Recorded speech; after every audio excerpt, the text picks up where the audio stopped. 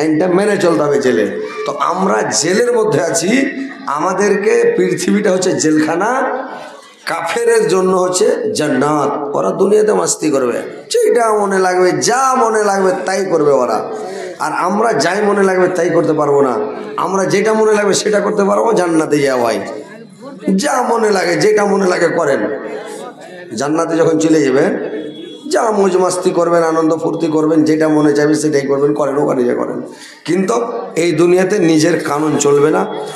এখানে হচ্ছে আমাদেরকে ইসলামে যা কানুন আছে সেটাই মেনে চলতে হবে। তো নবীর সুন্নাত মেনে ভাই চলতে হবে।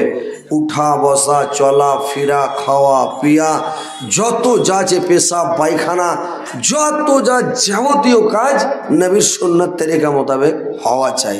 আর যদি হয় নবীর সুন্নাত মেনে যদি আমরা চলি, কোনো মানুষের সাথে ঝগড়া হবে না, বিবাদ হবে না, লড়াই হবে না, ফাসাদ হবে না। নবীর কথা মোতাবেক চললে, বুঝতে পারছেন, নবীর অনুকরণ করে চললে কারোর সাথে ঝগড়া বিবাদ কোনোদিন বিবাদ হবে না। নবীর সুন্নাত তরিকা মোতাবেক যদি আমরা খাওয়া পিয়া করি, তাহলে মানুষকে শর্ট করে অসুখী হবে না, বেমারি হবে না, বুঝতে পারছেন। কিন্তু যখন নবীর সুন্নাত ছেড়ে দিলেন, একেবারে পেয়েছেন, পরের বাড়ি পেয়েছেন, তখন বলছে বিসমিল্লাহ খেয়ে শুরু করছেন, দিনও একেবারে পড়পড়িয়া একেবারে। নিজের বাড়ি যখন খাইছেন তখন বিসমিল্লাহির রহমানির রহিম চারটি খেয়ে হকের পেট হয়ে যায় দেখি। আর খাইলেন তো খাইলেন একবারে 3 নম্বর গেট থেকে নিয়ে 1 নম্বর গেটের পর্যন্ত একদম দিলেন সাঁটিয়া খাইয়া। বদ হজম হবে, ঘর হজম হবে। নবীর সুন্নাত ছাড়লেন, আপনাকে ব্যারাম হবে।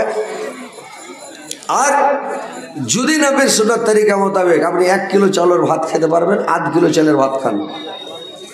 1/2 কিলো চালের জায়গা খালি থাকলো, আর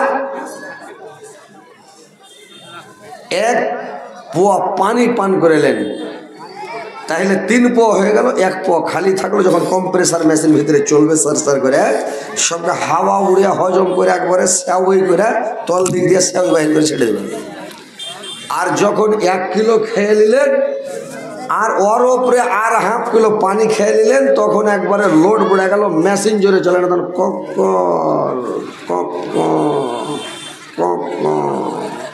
চলছে মেশিন, আর ফ্রি হয় না। তখন ওই ধোঁয়াটা তল দিয়ে না বেরিয়ে তখন ওপর দিয়ে বাড়াইতে লাগলো নাকি, তখন ধুমা ঢেকুর বদ হজম মানে শুরু হয়ে গেল নাকি। তো এইগুলো নবীর সুন্নাত যখন ছেড়ে দেবেন, তখন আপনাকে অসুখ হবে। আর নবীর সুন্নাত যদি ভাই মেনে চলেন, আপনাকে জিন্দগিতে অসুখ হবে না ভাই, ব্যারাম হবে না। রাত্রে খানা খান, জানেন, সকালে খানা খান বাদশাহী খানা, সকালে খানাটা খাবেন বাদশাহী খানা খান। কেমন বাদশাহী খানা?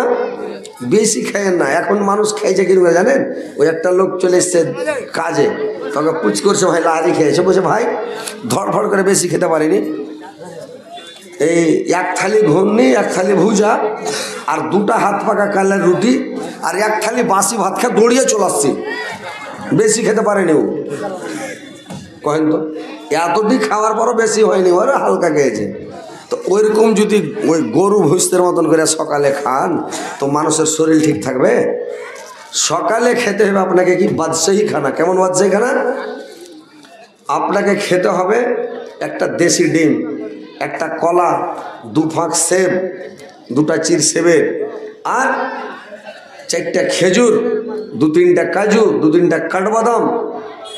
এই দিয়ে আপনি হ্যান্ডা করে 4টি খেয়ে নিলেন, 1 গিলাস 2 গিলাস পানি হ্যান্ডা করে খেয়ে নিলেন, আপনাকে ভোগ লাগবে না, শরীর খালি সিংহ বাঘের মতন থাকবে। লাভ হইবেন তো মনে হচ্ছে যে উড়ে গেল, বডি টাইট ফিট থাকবে, মানে ভোগ লেগে আছে পেটে, মেশিন ঘুরছে, আপনার শরীর ঠিক আছে। এইবার দুপুরে যখন খানা খাবেন, তো তখন লেভারের খানা খান, মাটি তোলা লেভারের মতন, যা পেলেন সাঁটিয়ে দেন ভাত একবার পুরা করে খেয়েলেন। দুপুরে খেয়ে নিলেন পুরা করে, আবার রাত্রে যখন খাবেন তখন হালকা করে পাখির খানা, পাখির খানা খাবেন রাত্রে, আর না হলে ফকিরের খানা। তো ফকিরের কথাটা বলে মানুষকে একটু খারাপ লাগে, তো ওই লেগে পাখির খানা খাইতে হবে। কীরকম পাখির খানা?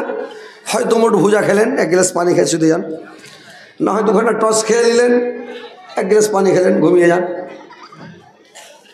মানে হালকা, না হলে 1 পচ্চা রুটি খান, হাত পাকা রুটি হলে, বেলন পাকা হলে একটা খেয়ে নিলেন, শুয়ে যান। সারা রাত আপনাকে পেশাব করা লাগবে না, পায়খানার ভরাতে লাগবে না, আপনাকে খাস্তানো লাগবে না, বদ